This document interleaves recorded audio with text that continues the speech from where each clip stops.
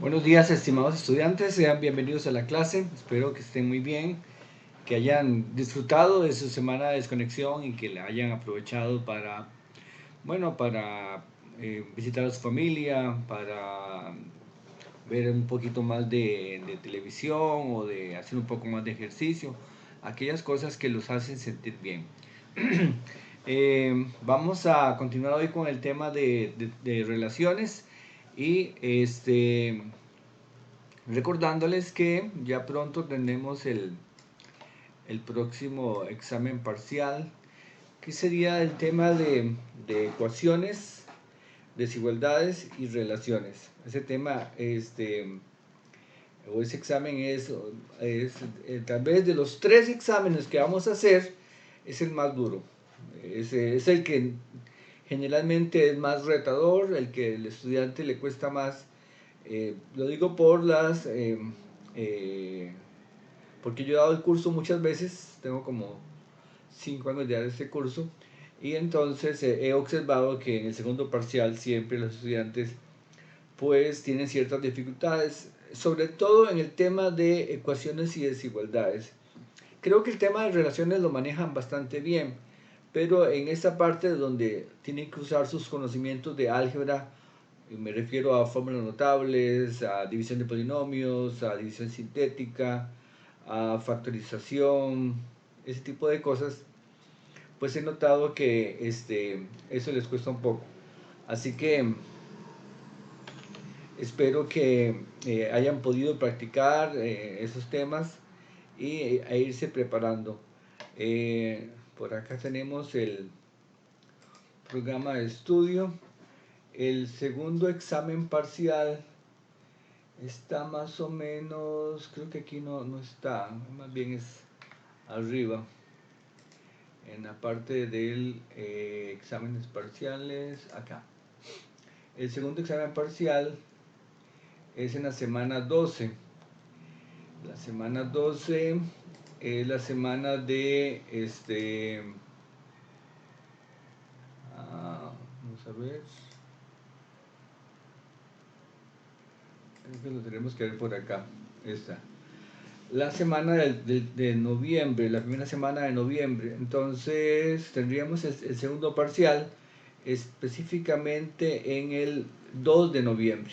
Creo que es el Día de Muertos o algo así, o no me acuerdo, por ahí anda la cosa. Entonces ese día tendríamos el segundo examen parcial. Nos faltan, estamos hablando de hoy en 15, ¿verdad? De hoy en 15 sería el segundo parcial para que se vayan preparando. Y yo creo que de sobra cubrimos la materia que falta, no es mucha, pero sí requiere cierto trabajo, así que vamos a hacerlo. David Araya, ¿cómo estás, David? Buenos días, profesor y compañeros, ¿cómo les va? ¿Todo Bien, bien? bien. Hoy tenemos pocos clientes, ¿verdad, David? Pareciera que la semana de desconexión sí se amplió un poquito más. Como que se desconectaron del todo, ¿verdad? Muy bueno, ojalá sí haya sido así. Sí. ¿Qué tal la familia, David?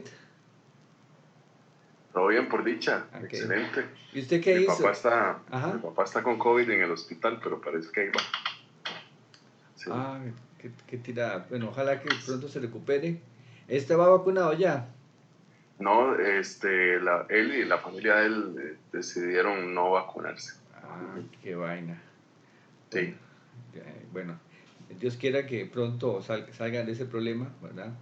Este, es bueno vacunarse. Yo tengo unos familiares, a una señora tía de mi esposa que yo quiero muchísimo, que también decidió no vacunarse y pues a uno le da mucho temor porque realmente hace falta la vacuna para afrontar con, con fuerza esa enfermedad. Pero bueno, le deseamos lo mejor y ojalá que pronto me cuente buenas noticias. pura vida.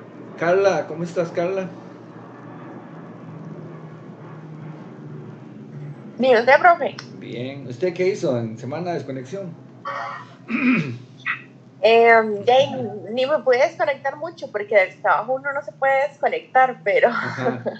¿Usted trabaja? sí, señor. Ah, ya. ¿Y le dan permiso para estar a estas horas aquí en clase? Sí, es que yo entro tarde. Ya, ya. Ok, ok. Y así como disfrutar con la familia, no pudo, más o menos. No, No. Bueno. Lamento que haya sido así, Carla. Esperemos que tenga más chance. Ya será en diciembre, ¿verdad? sí, y no lo veo llegando pronto. Sí, sí, sí. No, ya no falta mucho para terminar las clases. Vean que el 29 de noviembre terminamos clases, así que no falta tanto. Bueno, chicos, vamos a empezar con la materia, o con lo que toca para hoy. Sí recordarles que estén viendo los videos asignados para la clase, que vean los videos de lista de ejercicios. También que a la hora de ver los videos de listas de ejercicios tengan en cuenta que algunos temas se quitaron, ¿verdad? Entonces, pues no es que sea pecado estar viendo ejercicios que no entran en el curso, pero si el tiempo está limitado es mejor aprovecharlo en las cosas que efectivamente sí entran. Entonces, por ejemplo, recordarles que en el tema de ecuaciones y desigualdades, en el tema de desigualdades, quitamos las desigualdades con radicales. Las desigualdades con radicales, no las ecuaciones con radicales, esas sí entran. Pero las que tienen menor igual o mayor igual y un radical, esas no entran, esas las quitamos. Igual aquí en el tema de relaciones, quitamos un tema que es que está al final más bien, que son relaciones de orden, que aquí ya no aparecen, vean, pero en las partes de ejercicios, sí yo hago ejercicios, hago problemas con relaciones de orden, que están justamente al final. Entonces, saber por dónde anda el asunto. Y si tienen dudas, estoy estudiando esto, entrará o no entrará, ahí en Telegram me preguntan y yo con mucho gusto les digo si entra o no entra. Pero para que aprovechen bien el tiempo, insisto, el examen sería para de hoy en 15. Así que ya está a la vuelta de la esquina. Si no ha empezado a estudiar, todavía no es una situación crítica, puede hacerlo y salir bien, pero hay que aprovechar esos 15 días que faltan para ese examen. Bueno, entonces vamos a empezar con un breve repaso sobre relaciones. Siempre les digo, aquí cuando hablamos de relaciones, la palabra clave o el número clave es el número 3. ¿Okay? El número 3. Yo a veces inclusive hago el dibujito de es una mesa con 3 patas. ¿Qué pasa cuando yo a una mesa de 3 patas le quito una pata? Se cae, ¿verdad? Se cae. Y eso pasa con esta definición. Para que yo pueda hablar de relación, tengo que hablar de un conjunto de partida que llamaremos A, un conjunto de llegada que llamaremos B, y un conjunto de parejas. A ese conjunto de parejas le llamaremos el gráfico, que son las relaciones. Y que me dicen, las parejas generalmente la ponemos así, GDR. Eso se llama el gráfico. Ya le dije que es un nombre poco apropiado, pero así se llama. Y el gráfico son las parejas.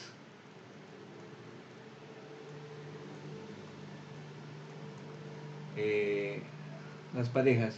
Por ejemplo, aquí está X y por aquí está A. Entonces, resulta que X se asocia con A, es una pareja. Que X se asocia con B, otra pareja. Que Y se asocia con Z, otra pareja. Entonces, esas son las parejas. Y definimos algunas cosas sobre esto, pero bueno, decíamos que el conjunto de partida es A, el conjunto de llegada es B. Al conjunto de llegada, sobre todo cuando estamos hablando en tema de funciones, eso se parece mucho a funciones, pero es un concepto más general que el concepto de relación, de función. En funciones del conjunto de llegada le llamamos codominio. En relaciones generalmente le llamamos nada más conjunto de llegada. Pero si alguien lo quiere llamar codominio, pues está bien, no hay ningún problema con eso. Luego hablamos también del dominio, pero el dominio el dominio de la relación en una función, como ustedes lo veían en el colegio, es todo el conjunto de partida. Mientras que en una relación no, son solamente aquellos elementos que lograron establecer alguna pareja con un elemento del codominio, ¿verdad? Entonces el dominio de R es un subconjunto de A, ¿verdad? Es un subconjunto que a veces es igual a A, pero muchas veces va a ser más pequeñito que A, ¿verdad? Es un conjunto más pequeño.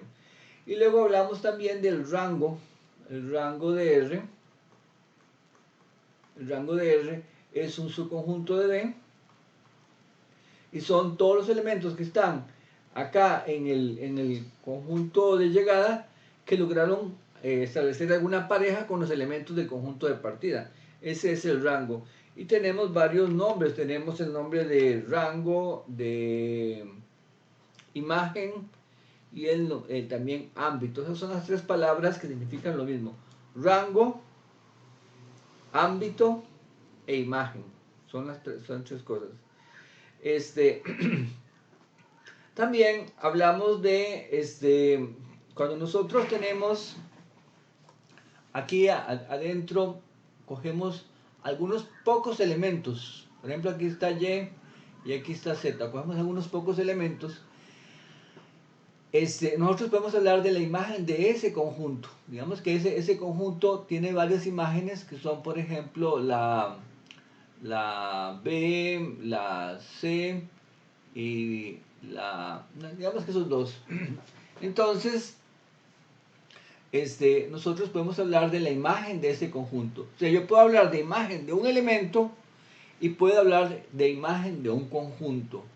Cuando me dicen a mí, calcule la imagen, por ejemplo, del conjunto W, siendo W un subconjunto del conjunto de partida, esa imagen va a ser también un conjunto.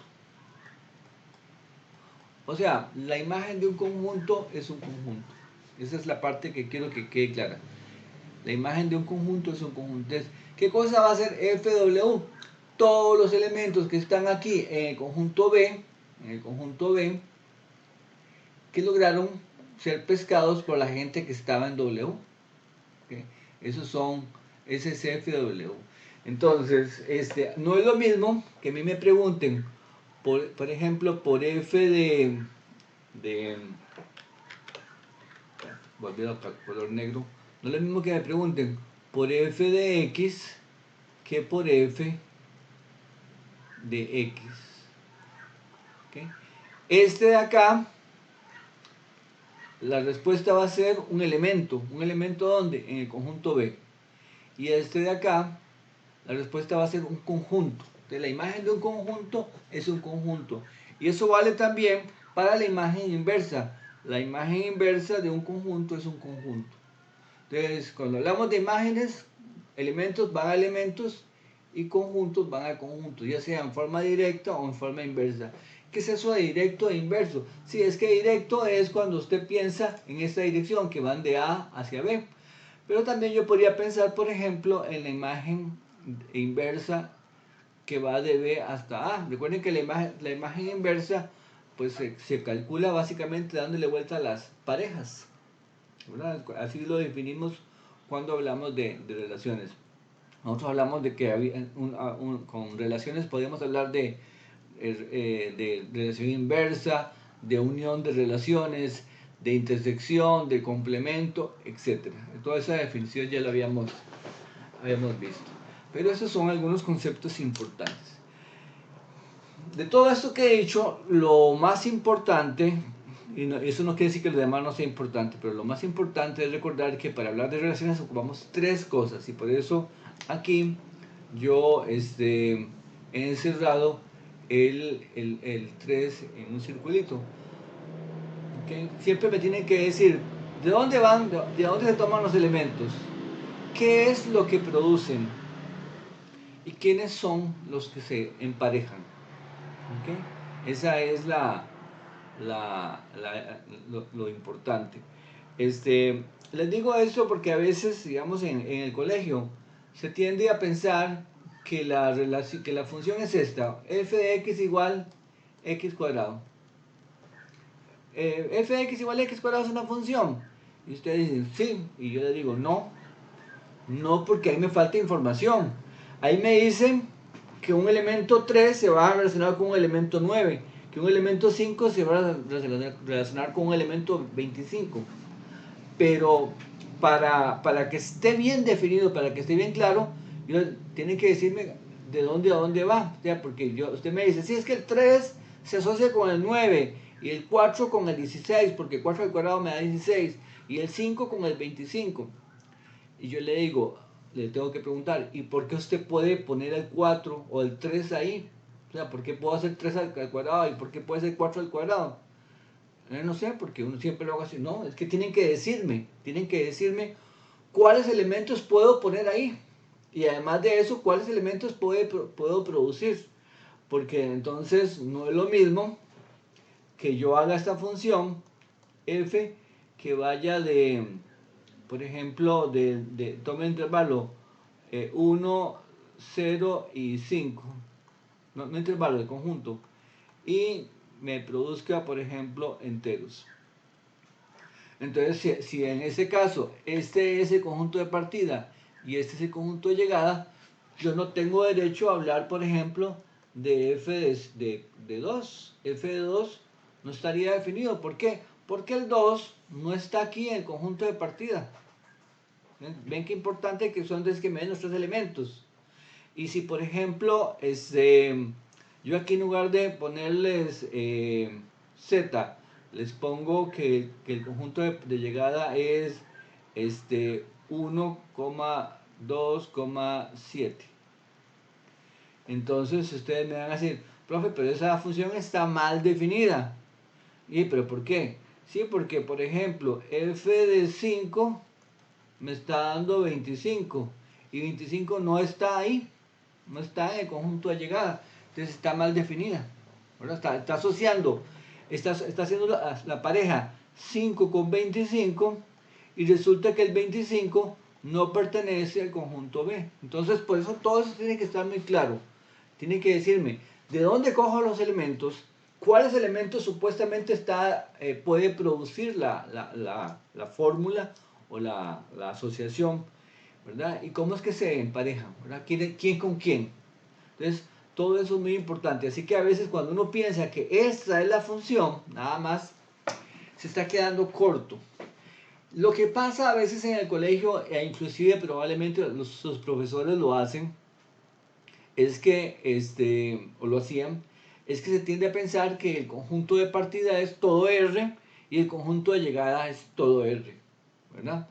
Pero eso habría que aclararlo en cada ocasión, porque inclusive aunque fuera así, si yo digo bueno, f de x igual raíz de x, ya, no le digo dominio, no le digo codominio, suponga que son R, y le digo, no, suave, no se puede, porque por ejemplo, f de menos 4 es raíz de menos 4, y raíz de menos 4 no está en R, entonces ahí estoy mal. Bueno, pero no, es que raíz cuadrada no, vamos a pensar en otra función, digamos en f de x igual, ¿qué tal? ¿Qué le parece esta otra? 1 entre x. Puede ser el dominio todo R, ¿no? Esa función cuando la evalúo en 0 me da 1 sobre 0. Y 1 sobre 0 tampoco está definida. Entonces ven que es delicado, no es, siempre tengo que, aquí, las tres cosas, es decir, ¿de dónde tomo los elementos? ¿Cuáles elementos supuestamente se pueden producir? ¿Y cómo es que se asocian? Las tres cosas tengo que decirlas. Y si yo en un examen fallo en eso, ustedes pueden decirme, profe, suave, tiene que indicarnos cuál es el conjunto de partida. Y si no lo hago, y por ejemplo ustedes después desde el examen me dicen, profe, tengo un reclamo, ¿qué pasó? Es que en esa relación que usted dio no indicó cuál era el conjunto de partida, cuál. Y le digo, caray, creo que tendré que darle por válido el reclamo porque efectivamente yo tengo que decir de dónde va, a dónde llega y cómo se emparejan. Las tres cosas tengo que decirlas. Así que en los exámenes, por favor, si eso no está claro, les agradezco que me lo pregunten, ¿verdad? Eso tiene que estar muy, muy claro. O sea, no se puede asumir así, digamos que muy fácilmente que el conjunto de partida es R, que el conjunto de llegada es R, porque no siempre es así. Inclusive las funciones y las relaciones no tienen por qué ser numéricas. Yo puedo hablar de una relación, y ya lo hemos hecho, sobre el conjunto de estudiantes como ustedes. Entonces, relación entre ustedes dos. ¿Entre dos de ustedes? Bueno, que sean de la misma provincia. Así de sencillo. Entonces, ahí, por ejemplo, no puedo hacer supuestos de que el dominio es R y el codominio es R, porque el dominio no tiene nada que ver con números reales, son personas. Entonces, es muy importante aclarar esto del 3. Ok, lo que hicimos también la vez pasada fue hablar sobre formas de representación de las relaciones. Las relaciones se pueden representar de varias formas. ¿Okay? Representación de relaciones. La más fácil es la relación dadas las flechitas. ¿Okay? Dadas las flechas. Por ejemplo, aquí está A, aquí está B, aquí está X, Y, Z, aquí está 1, 2, 3, y entonces X con 1, y X con 3, y Z con 2. Esa es una relación. ¿Okay? Entonces, esa forma es también la más sencillita, la más didáctica, pero tiene un problema. El problema es que si ya el conjunto A tiene muchos elementos o el conjunto B tiene muchos elementos, eso podría ser complicado. O sea, no es lo mismo hacer un dibujito cuando el conjunto A son X y Z que cuando es, por ejemplo, todo el alfabeto. Ya ahí, aunque sean pocas letras, creo que son como 27, 28, 26 por ahí, porque la cantidad de elementos en el alfabeto ha cambiado. Cuando yo estaba en la escuela eran 28, pero luego se quitó la doble L y se quitó la doble R, entonces creo que ahora anda como en 26, pero no sé si se quitó la Ch también, no sé, ¿verdad? Porque la Ch es la composición de la C con la H. Bueno, la cuestión es que aunque sea el alfabeto ya 26 o 28 letras, son bastante largas de hacer. Entonces, esa es una forma de hacer la relación que nos parece que está bonita, pero si son muchas flechas ya pierde el poder visual. El poder visual es cuando ya eso está muy cargado de líneas, deja de existir. ¿Por qué? Porque nuestro cerebro tiene la posibilidad de manejar cierta cantidad de elementos, De hecho, creo que los psicólogos o no sé quiénes, los neurólogos, dicen que nuestro cerebro puede procesar más o menos entre 7 y 9 cosas, entre 7 más o menos 2 cosas, digamos entre 5 y 9 cosas con claridad. ¿Verdad? Con claridad. O sea, que si yo estoy haciendo una exposición y cojo el Word, que es donde estaba mi trabajo, y lo proyecto ahí en la pantalla para hacer la presentación ante mis compañeros, eso no funciona, nadie va a leer eso. Ahí puede estar todo, pero nadie lo va a leer. ¿Verdad? Mientras que usted coge palabritas clave y pone ahí 3 palabras claves, tenga plena seguridad de que todo el mundo le presta atención. ¿Okay? Pone 5, todo el mundo le presta atención. Pone 9, ya la gente empieza a arrugar la cara, ¿verdad? Porque ya son muchos elementos. Entonces, igual pasa con este recurso. El segundo recurso que vamos a usar es el recurso de matriz de la relación. Matriz de la relación. Y eso es básicamente una tabla. ¿Cómo se hace? Bueno, hacemos una tablita. Si el conjunto de partida tiene 3 elementos, los pongo aquí, pongo X, Y y Z. Si el conjunto de llegada, en este caso, tiene la cantidad de elementos que tenga, en este caso también tiene 3, ponemos 1, 2, 3, ¿verdad? Aquí, X, Y, Z, lo pongo aquí en las columnas, y 1, 2, 3 lo pongo aquí en las filas.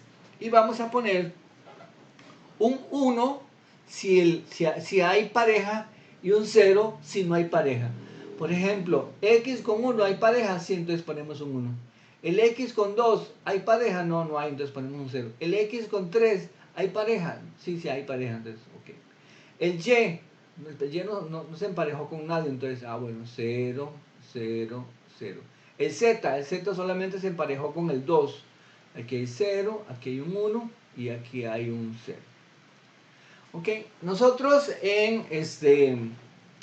matemáticamente escribimos así, M sub R igual, así, 1, 0, 1, 0, 0, 0, 0, 1, 0. ¿Okay? Esa es la que llamamos la matriz de la relación. Esta R que está aquí es para indicar que es de relación R, pero si por ejemplo no hay más relaciones, uno podría poner simplemente M, nada más. La matriz es M.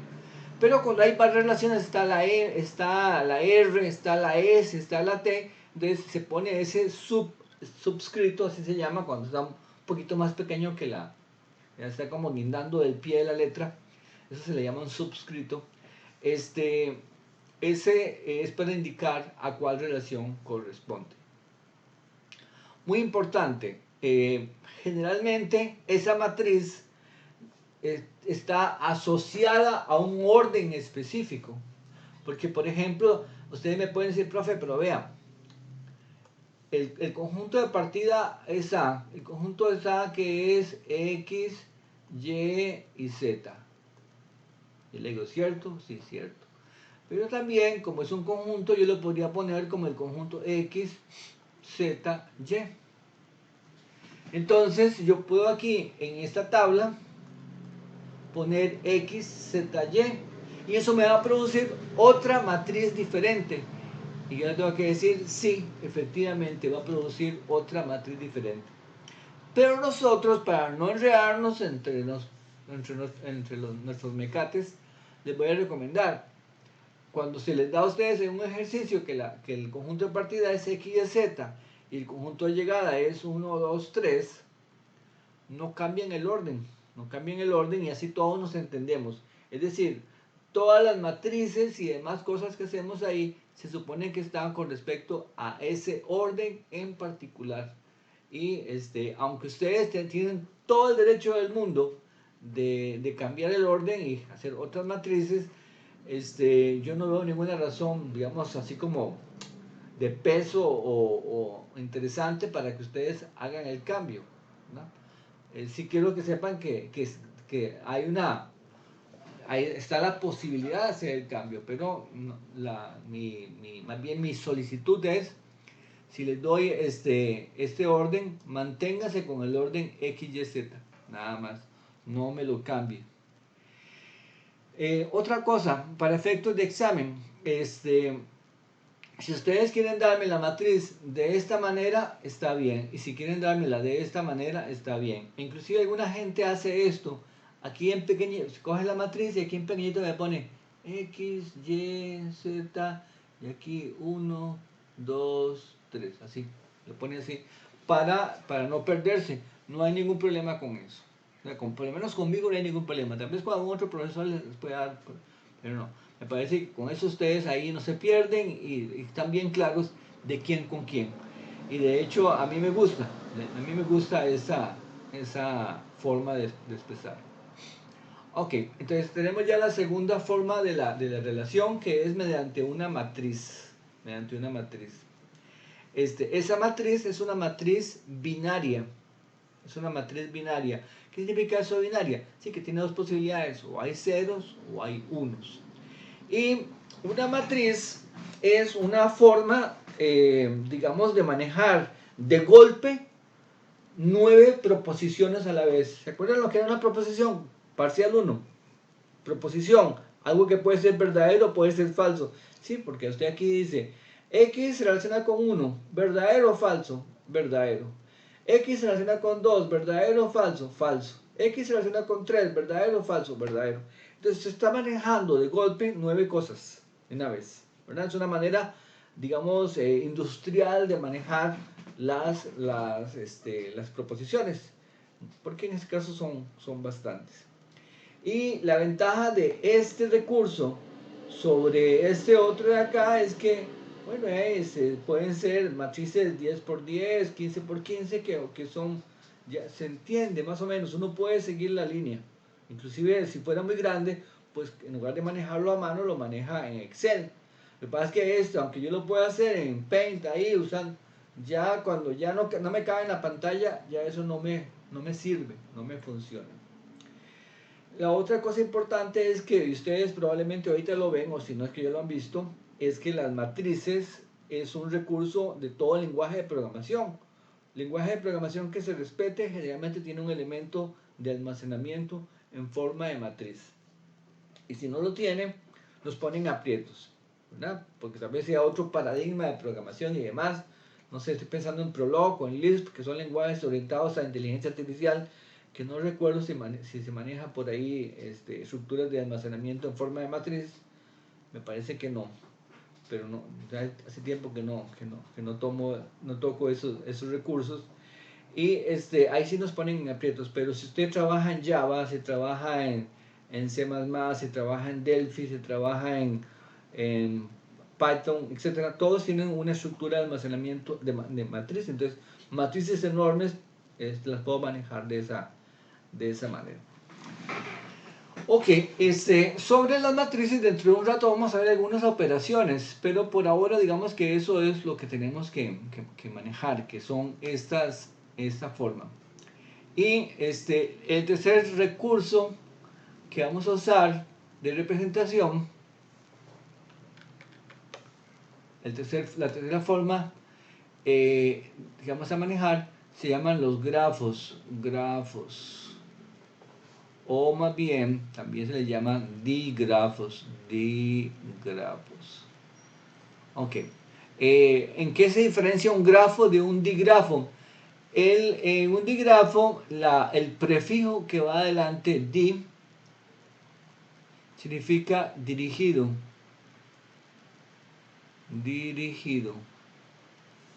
Ok, eso significa dirigido. Entonces, cuando uno dice digrafo se refiere a que hay que es un grafo dirigido.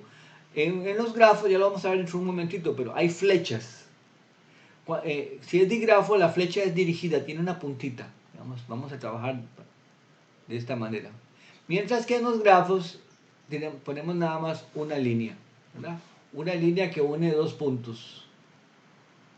Y aquí ponemos también una línea que une dos puntos, pero con forma de flecha. Entonces, el concepto más amplio es el concepto de grafo. El concepto un poquito menos amplio sería el concepto de digrafo. Y esa representación a mí me encanta y da para todo un curso. Para hablar de digrafos podríamos hablar de todo un curso. Nosotros vamos a ver un poquitito nada más de eso. La primera cosa es que en esas representaciones que hemos visto, la número 1 hay un conjunto A y un conjunto B. En la número 2 también hay un conjunto A y hay un conjunto B. En la 3 no. En la 3 tiene que ser solo de A en A. Es decir, el conjunto de partida y el conjunto de llegada tienen que ser el mismo. Si no, no sirve. Si no, no funciona. ¿Ok? Entonces, esa tercera representación es preciosa, es visual, es muy útil. Y la gente que usa Waze inmediatamente la va a detectar porque tiene que ver con o sea, la Waze es una aplicación, digamos, de teoría de grafos, tal vez muy famosa. Y es básicamente lo siguiente. Entonces, yo tengo un conjunto A formado, por ejemplo, por conjunto A formado por X, Y y Z, y tengo otro conjunto, también el mismo conjunto A, formado por X, Y y Z. Y digamos que tenemos que la X va con la X, la X va con la Y va con la Z y la Z va con la Z. ¿Okay?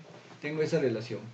Entonces, nada más que acá, insisto, el conjunto de partida y el conjunto de llegada son el mismo. Por cierto, Daniel Araya, hasta ahorita, ¿alguna pregunta? Porque yo he hablado mucho, muy rápido, y no les he preguntado si hay alguna duda. Todo va bien. Está bien, ok. So far, so good. Bueno, vamos a seguir adelante. Entonces, en este caso, esta representación, pues yo la puedo hacer, ya la hice en forma de flecha, eventualmente la podría hacer en forma de matriz también, ¿verdad? Aquí pongo X, Y, Z, y aquí X, Y, Z, esta sería MR, y yo digo que X con X, sí, un 1, X con Y, sí, un 1, X con Z, no, Y con X, no, Y con Y, no, Y con Z, sí. Z con X, no.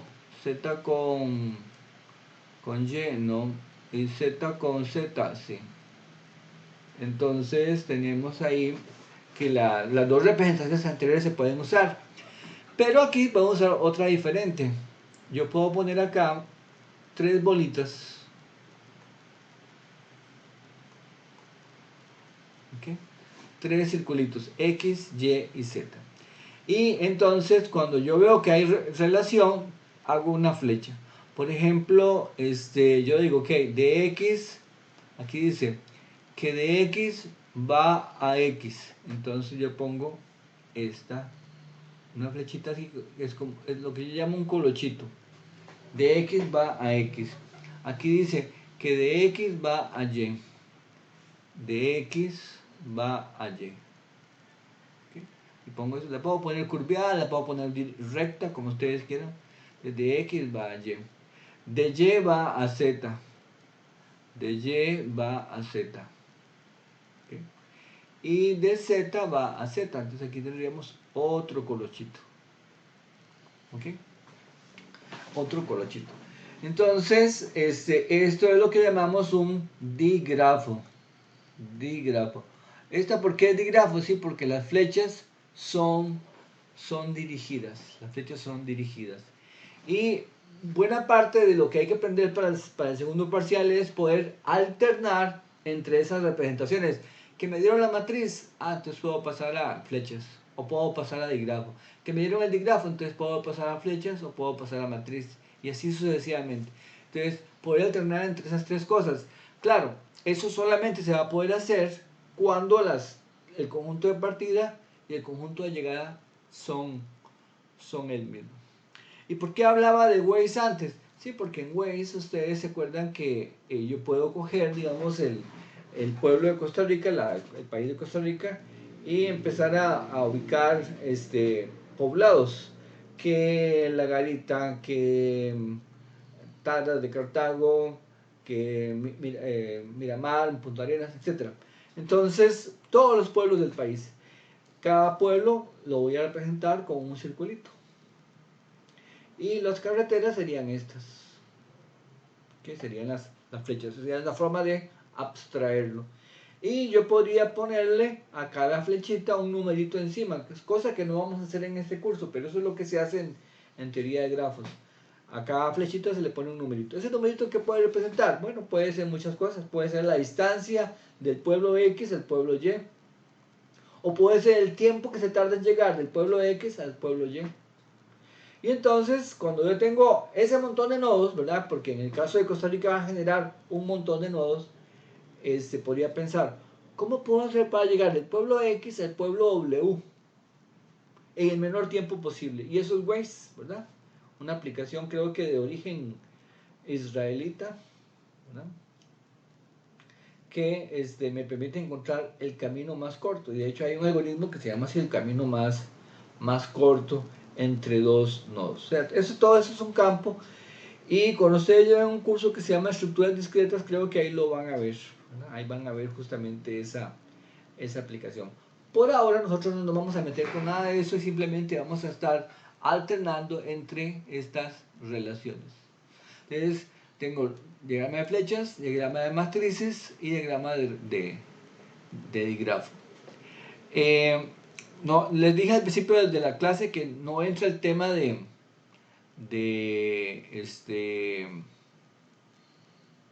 de relaciones de orden. Pero cuando uno ve relaciones de orden, hay otro cuarto dibujo que ponemos por acá, que sirve para jerarquizar, y se me olvidó el nombre ahorita. ¿Cómo se llama eso que ponen a veces en las empresas donde dice presidente, luego vicepresidente uno, vicepresidente el otro? Eso se le llama Organigrama. un organigrama. Gracias, esa es la palabra que andaba buscando. Entonces, la cuarta forma es el organigrama, que no entra en este curso, ¿verdad? Pero es otra forma específica cuando las relaciones son de orden, que también es un tema que no vamos a ver. Pero entonces, para este examen hay que manejar bien estas tres cosas. Muy bien, entonces ahora vamos a dedicar un poquito de tiempo a hablar sobre matrices, ¿verdad? A esta segunda forma, y sobre digrafos y sobre el tipo de relaciones. Primero voy a hablar sobre matrices, luego vamos a hablar de tipos de relaciones y luego un poquito más sobre digrafos. Yo generalmente en clase voy a decir grafo. La palabra digrafo me parece como muy larga, pero cuando digo grafo en realidad estoy pensando en digrafo, un grafo dirigido. Entonces grafo es el concepto más general, y digrafo es como para puntualizar que las flechas, que las líneas tienen flechita en alguna dirección.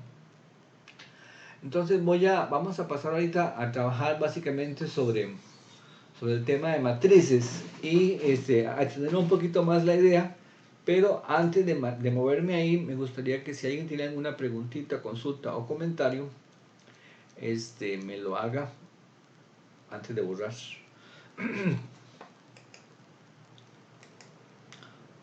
Bueno, vamos a irnos a matrices. Entonces, nosotros vemos que una matriz M es, por ejemplo, algo así como esto, ¿verdad? Va a ser un 1, 0, 1, 1, 0, 0, 0. Aquí estoy inventando, ¿verdad? Ahí tenemos una matriz. Esa es una matriz y vamos voy a trabajar con un concepto que se llama producto de matrices. Producto matricial.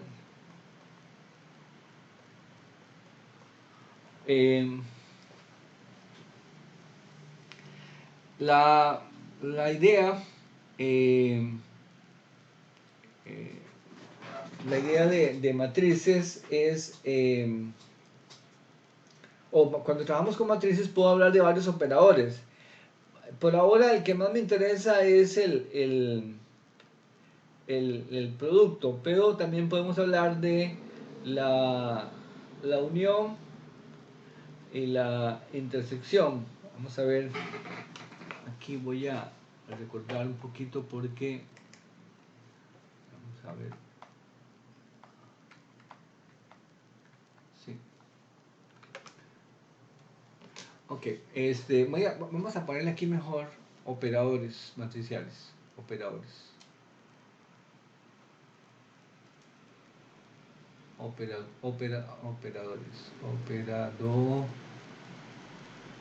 Operadores matriciales.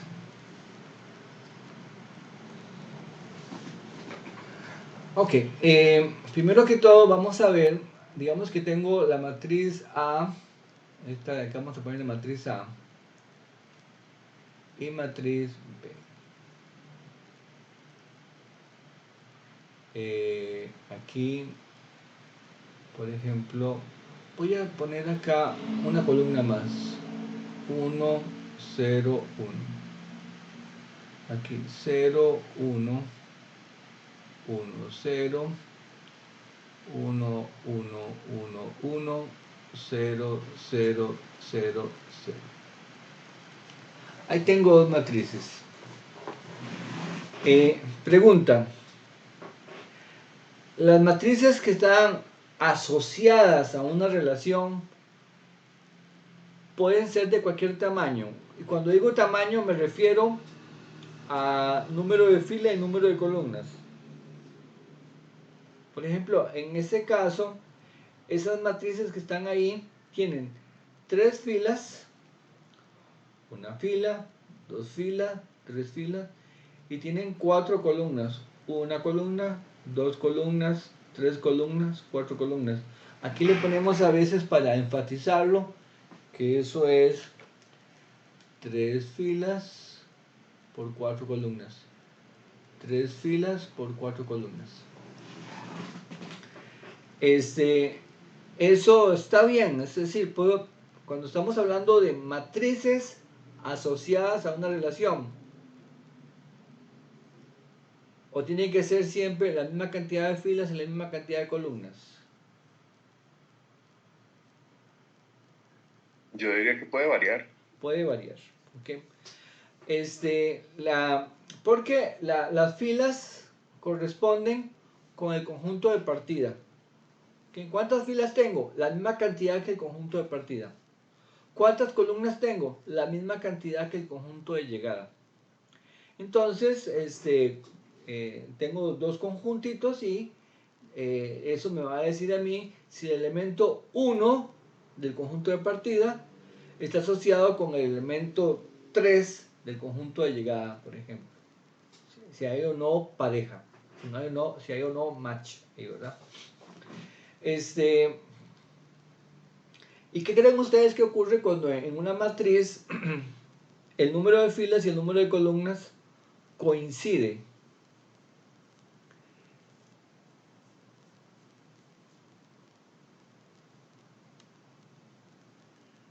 ¿Habrá alguna situación especial? O lo voy a poner de esta forma. Yo antes dije que para hablar de grafos tenía que ser del mismo conjunto al mismo conjunto. Por ejemplo, el conjunto A tiene 3 elementos, el conjunto B, el conjunto de llegada va a tener 3 elementos porque es repetido, ¿verdad? Entonces la matriz va a ser 3 filas, 3 columnas. Mi pregunta es esta. Si a mí me dan una matriz y me dicen que es 3 por 3, automáticamente puedo asumir que el conjunto de partida y el conjunto de llegada son el mismo.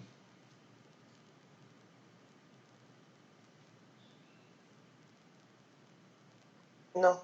No, ok. Pero sí puedo asumir qué cosa.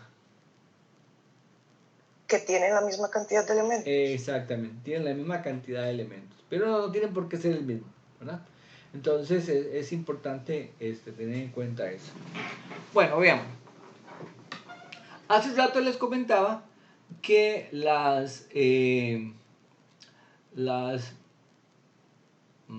matrices es una forma de manejar de golpe una gran cantidad de proposiciones. Aquí tengo, por ejemplo, 3 por 4. Tengo 12 proposiciones aquí y 12 proposiciones acá. Entonces, como son proposiciones, yo puedo hablar, por ejemplo, de A o B. Y puedo hablar de A y B. ¿Okay?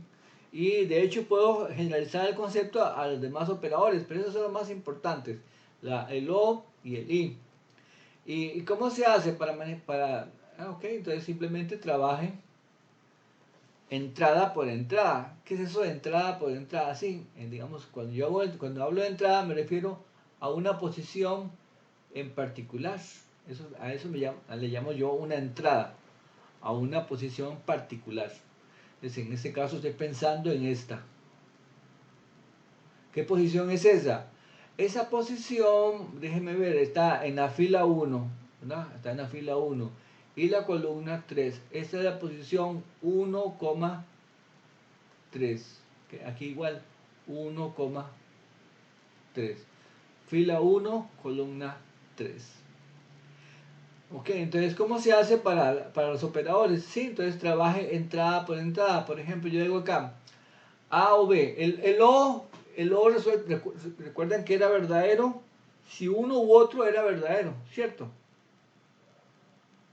La única forma de que un O diera falso es que ambos fueran falsos. Entonces aquí, ¿qué sería? el primer elemento de acá con el primer elemento de acá. ¿Qué me daría? 1, ¿ah? 1, ¿verdad? Porque es verdadero o falso, entonces es verdadero. ¿Verdad? Ya, cuando yo hago 1 o 1, es como si hiciera verdadero o verdadero. Perdón, cuando hago 1 o falso. Cuando hago 1 o 0, es como si estuviera haciendo verdadero o falso. Y esto da verdadero, que es equivalente a 1. Entonces por eso ponemos aquí este 1 de acá. Seguimos con la siguiente. 1, 0, 1, también 1. 1, 1, también 1. 1 o 0, también 1. Segunda fila, 1 o 1, 1. 0 o 1, 1. Y como todos son, de abajo tienen un 1, esto de acá, entonces va a ser 1. Aquí abajo, ¿qué va a ser? En esta, 0. 0. ¿Verdad? Porque es 0 o 0. Y todos los de acá tienen un 1, así que toda esta gente va a ser un 1. Entonces es como hacer un O, pero con un montón de proposiciones a la vez. Esa es la misma idea. ¿Cómo se hace un I en matrices? Es igual, ¿verdad? Usted empieza aquí 1 y 0.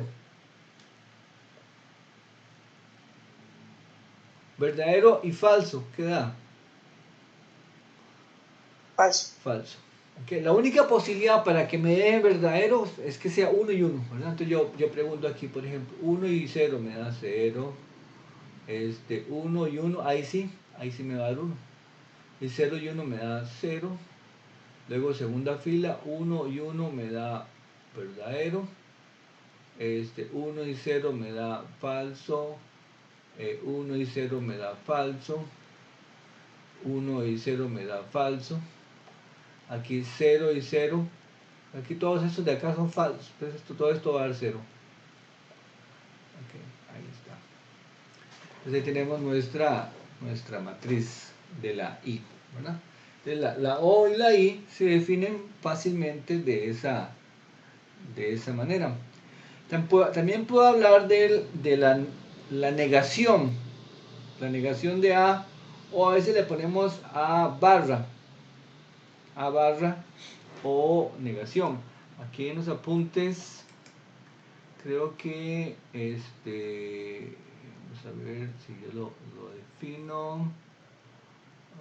Unión, sí. Bueno, ahí está. A barra. Lo pueden poner así o lo pueden poner así. Esta es la negación de A. ¿Ok? ¿Y qué cosa es? Donde había un 1, pongan 0. Y donde había un 0, pongan 1. Eso también le podemos poner, más bien, perdón, en lugar de la barra así. Así. A la menos 1.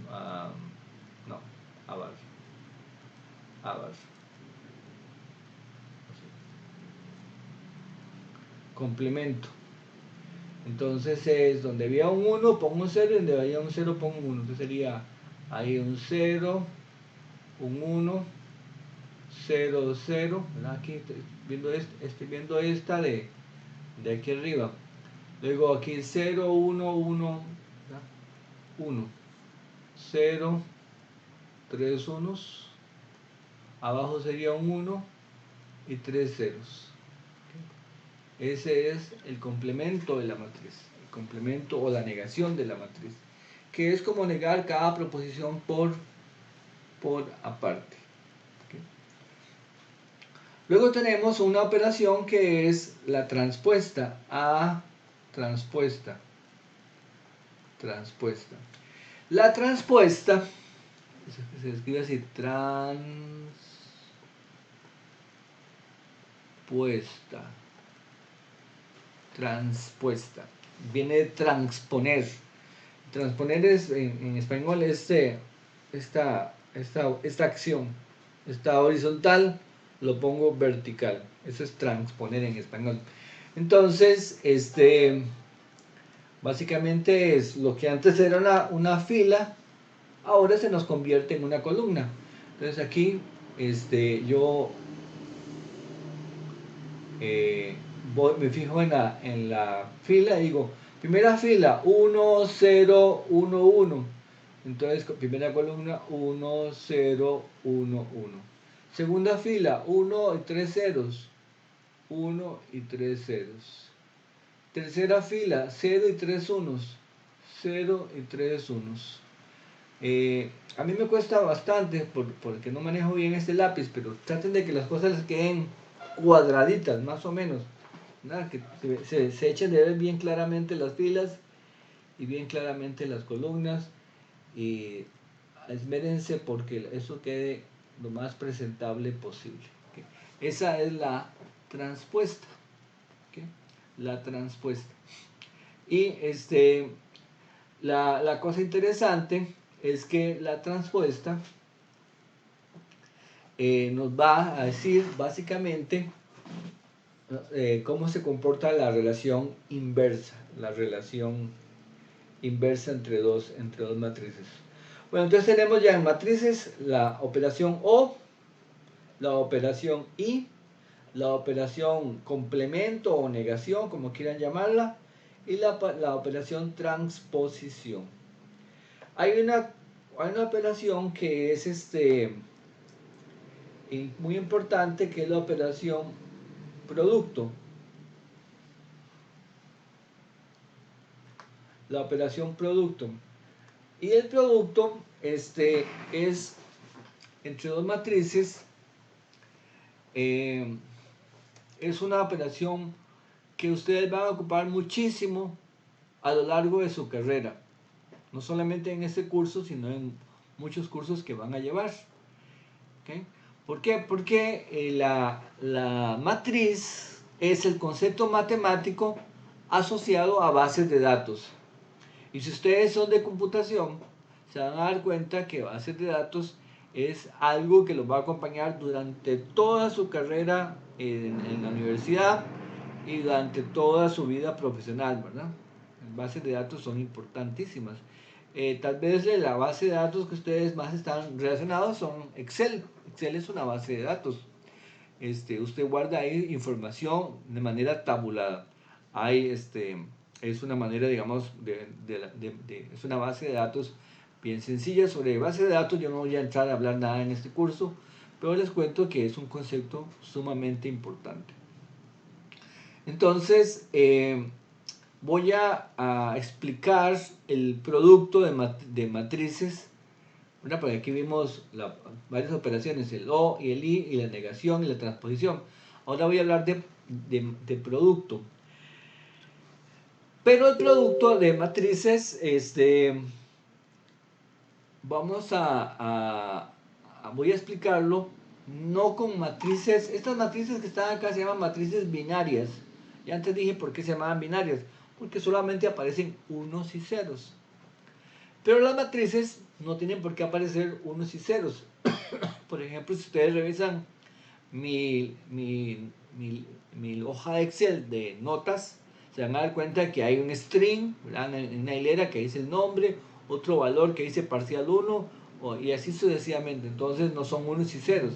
El concepto es más general que el binario.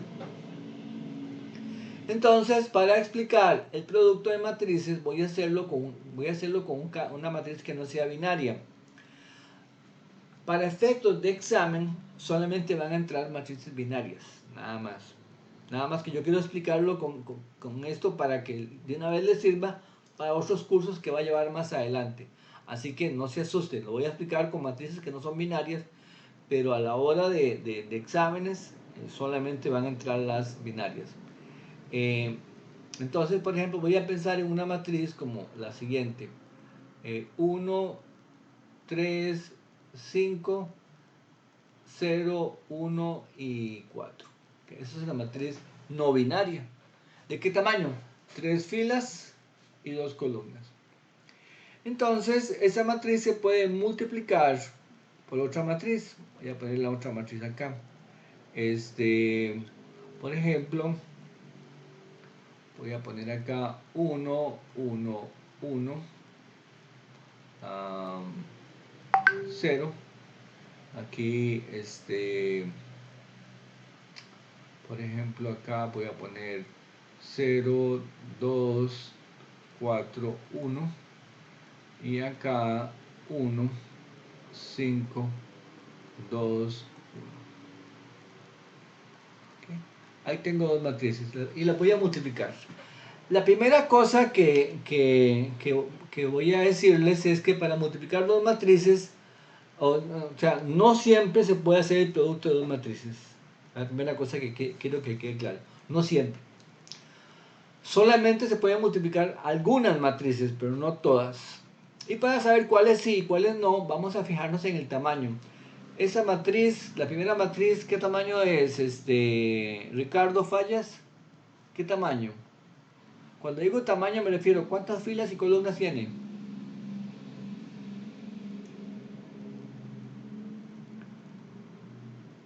Ricardo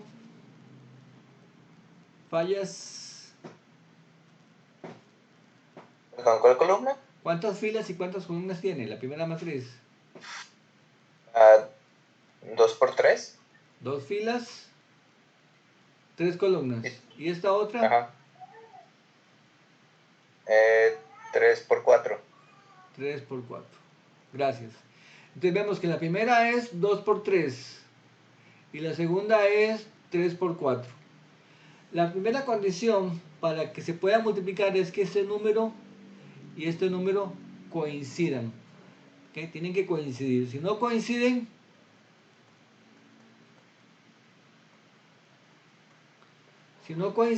no se pueden multiplicar. Entonces, solamente aquellas donde el número de columnas de la primera y el número de filas de la segunda coincidan, se pueden hacer. Si no, no. Muy bien, entonces en este caso ya, si se pueden hacer. Bueno, ya el profe dijo que se pueden hacer, no sé por qué, pero él dice que solamente, que entonces, por ahora, acto de fe, créanme, solamente las que tienen el número de columnas igual de la primera, igual el número de filas de la segunda se pueden multiplicar, o sea, solamente para esas se definen. Y si ya se pueden hacer, la pregunta es cómo se hace. Entonces lo que se hace es lo siguiente, veamos, voy a explicarlo. Se toma la primera fila, es esta de acá, primera fila. Y se toma la primera columna, esta de acá. Primera fila de la primera columna de la segunda. ¿Okay? Entonces, y eso nos va a dar la respuesta.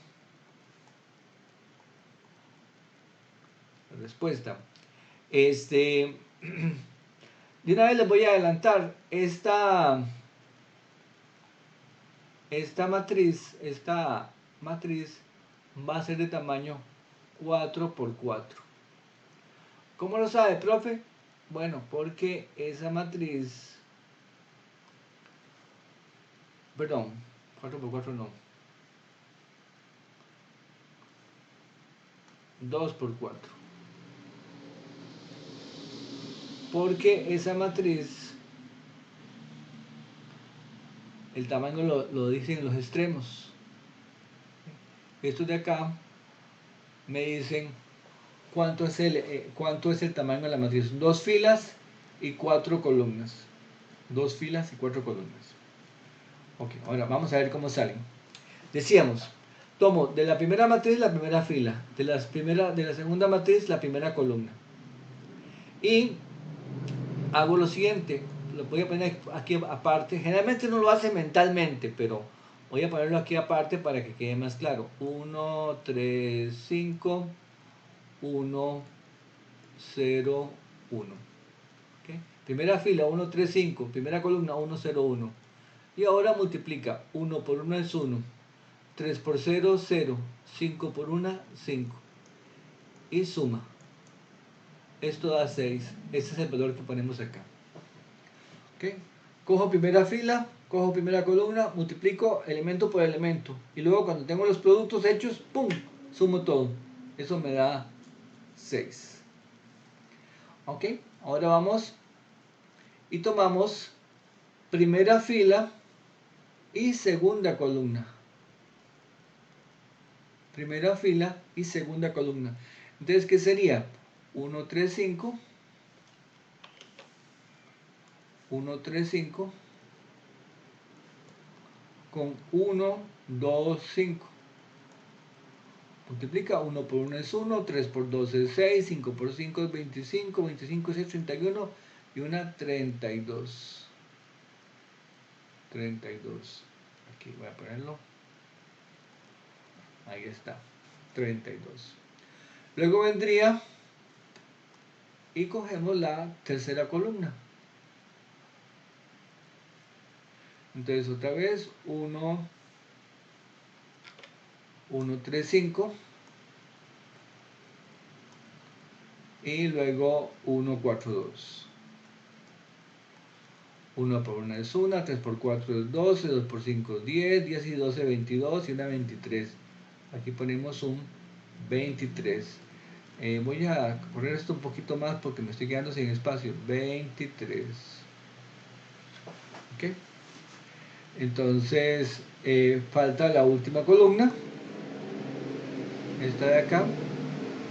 Y sería 1, 3, 5. 0, 1, 1. 1 por 0 es 0, 3 por 1 es 3, 5 por 1 es 5, esto suma 8. Entonces aquí ponemos un 8. Y terminamos con esa fila. Pero yo les dije a ustedes que esta tenía que ser 2 filas, 4 columnas. Entonces falta todavía una fila. La otra fila se obtiene de manera semejante, pero en lugar de trabajar con la primera fila de la primera, trabajo con la segunda fila de la primera. Entonces trabajamos con esta fila y voy tomando de nuevo cada una de estas columnas, cada una. Entonces, por ejemplo, sería 0, 0, 1, 4 con 1, 0, 1, 1, 0, 1. Aquí me da 0, aquí me da 0 y aquí me da 4. Entonces, esto va un 4 acá. ¿Okay? Eso fue la primera. Ahora vamos con la segunda. 0, 1, 4. 1, 2, 5. Y sería 0, aquí sería 2, aquí sería 20. Esto da 22. Siguiente. 0, 1, 4 con 1, 4, 2. Esto da 0, esto da 4, esto da 8, 8, 4, 12. ¿Y qué más sigue?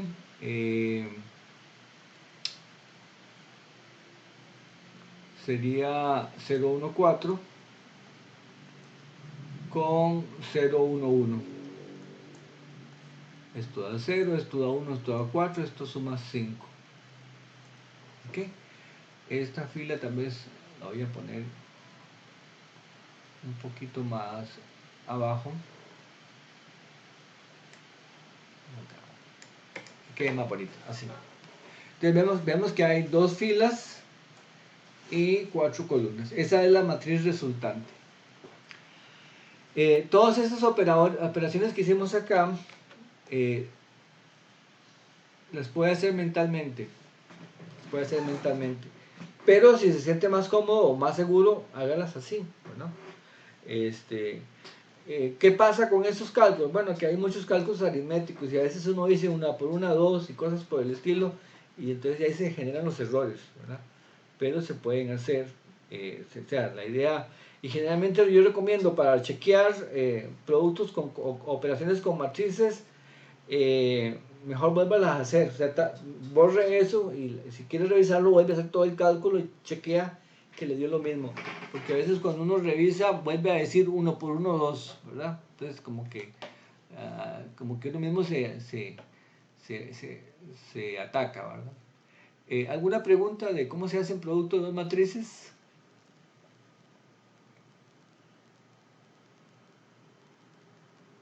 ¿En el examen nos van a salir multiplicaciones?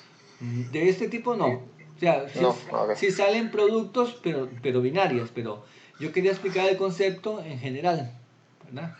El concepto en general, cómo se multiplican dos matrices, porque así de una vez le sirve para cuando lleve los otros cursos que tiene que llevar más adelante. Pero nosotros vamos a trabajar con matrices donde lo único que aparece son unos y ceros. Así que es mucho más sencillo que esto. Pero si entiende esto, va a entender lo otro que es más sencillo, ¿verdad? Ok, entonces, ¿cómo se hace entonces para cuando son productos binarios? Porque el compañero me dice, sí, profe, pero eso entra en el examen. Así tal cual no. En el examen las que entran son como estas. Por ejemplo, 1, 1, 0, 0, 1, 1. Y por acá, por ejemplo, 0, 0, 1. Voy a hacer digamos, estas dos matrices. Y para indicar que el producto es binario, vamos a cerrarlo en un circulito. ¿Okay? Este es producto corriente, este de acá. Este es producto corriente y este es producto booleano. Es para indicar que aquí las únicas cosas que usted puede poner son ceros y unos. Punto. ¿Verdad? Aquí voy a poner otra matriz. También la voy a hacer 3 por 3 para que sea 1, 1, 1, 1, 1, 0, 0, 0, 1. Aquí voy a poner un 1.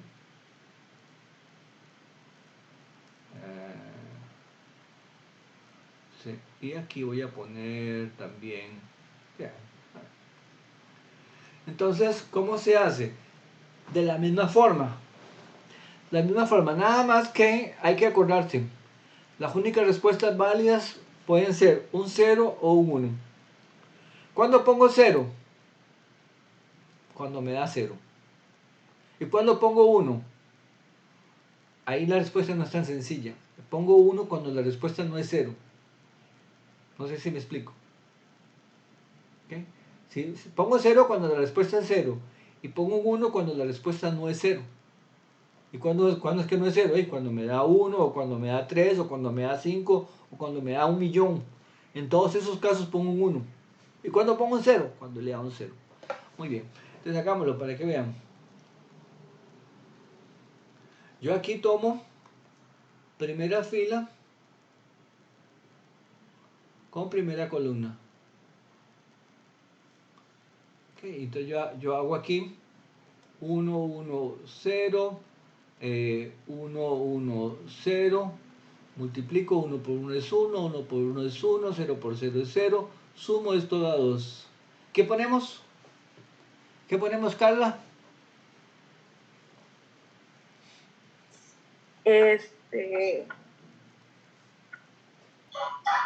No sé, profe. Ok, voy a repetirlo. Un 1. Un 1. Okay, ponemos un 1. Uno pone un 1 si la respuesta es diferente de 0. Y pone un 0 si la respuesta le da 0. Entonces, como aquí me dio 2, ponemos un 1. Porque es una matriz binaria. Binaria solamente admite dos valores, o el 0 o el 1. No me pueden poner el 2 ahí. O sea, en producto corriente eso sería un 2. Pero como no puedo poner 2, tengo que poner el 0 y el 1. Tengo que escoger cuál cojo. 0, 1, 0, 1. Escojo 0 solamente se puede poner si da 0. Y si no le dio 0, pone un 1. Esa es la idea. ¿Okay? El único que está fijo es el 0. Si multiplica y le da 0, pone 0. Y si multiplica y no le da 0, pone un 1. Esa es la condición. Vamos con la siguiente. La vamos a hacer mentalmente. Aquí sería, ¿cuánto da? 1 con 1 es 1, 1 con 1 es 1, ahí llevo 2, 0 con 1, 0. Eso me sumaría 2, ¿qué ponemos?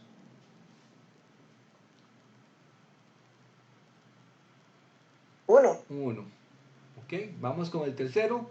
1 con 1 es 1, 1 con 0 es 0, 0 con 1 es 0, me dio 1, pongo 1. ¿Ok? La segunda fila, esta de acá. Vamos con esta fila, con la primera columna. 0 por 1 es 0, 1 por 1 es 1 y 1 por 0 es 0. Eso me dio un 1, ponemos un 1. Esta de acá con la segunda de acá sería da 0, aquí tengo un 1 y aquí tengo otro 1, eso produce un 2 y ponemos un 1. ¿Okay? Tercera fila, perdón, tercera columna, eso da 0 por 1 es 0, 1 por 0 es 0 y 1 por 1 es 1, ponemos un 1. ¿Okay? Tercera fila, esta de acá.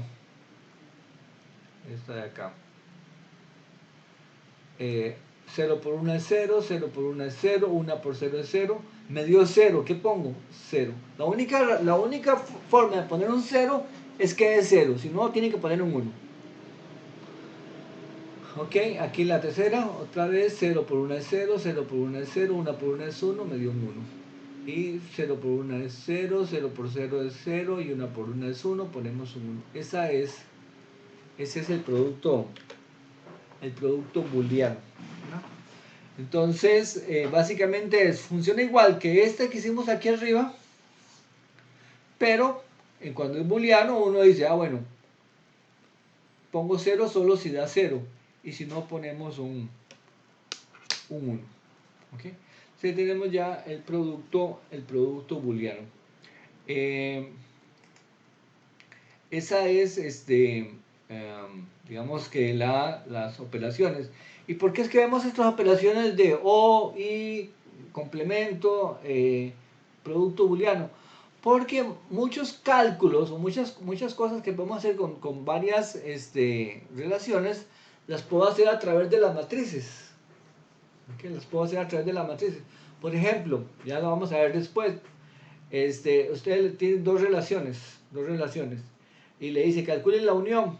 Entonces yo en lugar de calcular la unión de las relaciones, calculo el O de las matrices. Bueno, calcule la intersección de las relaciones. Bueno, muy fácil. Calculo el I de las matrices. Es este. Mire, que calcule la inversa. La inversa justamente es la transpuesta. Entonces calculo la transpuesta. Entonces, en lugar de hacer el cálculo usando las relaciones, yo lo hago a través de las matrices. ¿Y cuál es la ventaja de eso? Bueno, que yo hago un manejo un poquito más sistemático del asunto. Todo eso lo podría hacer también con flechas y lo podría hacer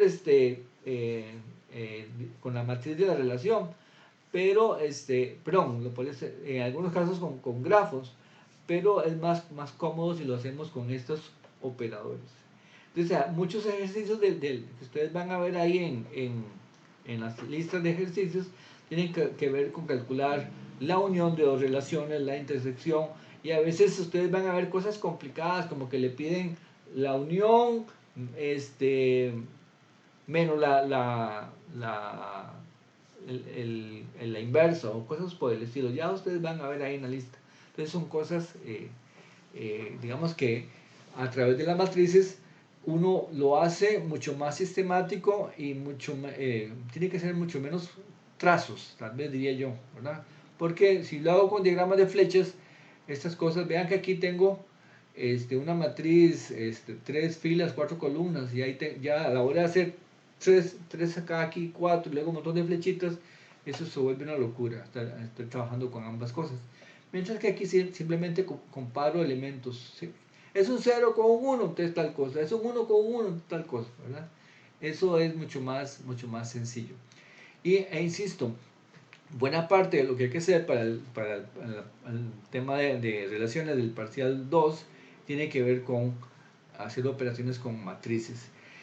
Entonces, una vez más, aclaro, este producto matricial que está aquí arribita, encerrado en este círculo, eso no entra en el examen. Lo expliqué para que de una vez les sirviera para los cursos que siguen. Pero la misma idea de cómo se multiplican se aplica con booleanas. ¿Y cómo hacen booleanas? Hago lo mismo, nada más que si le dio 0, pone 0.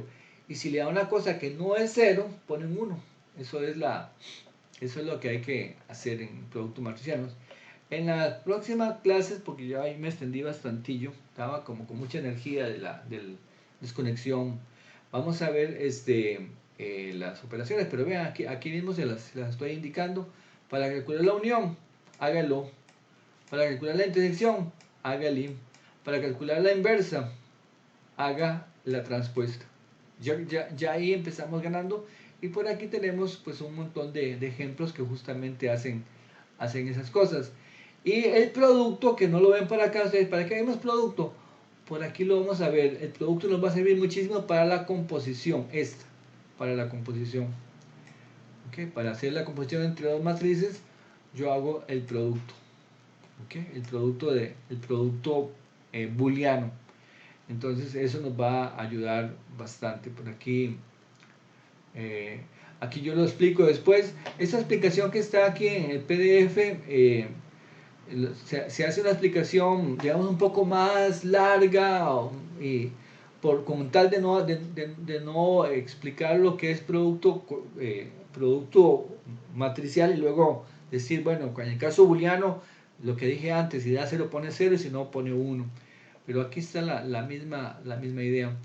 Y esta es la parte importante de este teorema. ¿Okay?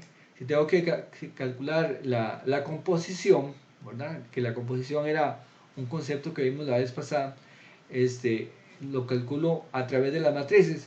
Solo que en esta fórmula, de una vez se los digo, lo voy a ver en la próxima clase, pero en esta fórmula, presten atención, vean que aquí, ¿dónde estamos? Acá, en esta fórmula, vean que aquí dice SOR, y aquí está al revés, primero la R y luego la S. Se hace al revés. Pero eso lo vamos a ver en la próxima clase. Chicos, gracias por su compañía y gracias por estar aquí. Entonces, nos vemos, si Dios quiere, la próxima clase, que sería el viernes. ¿Okay? Que la pasen bien. Gracias, igual.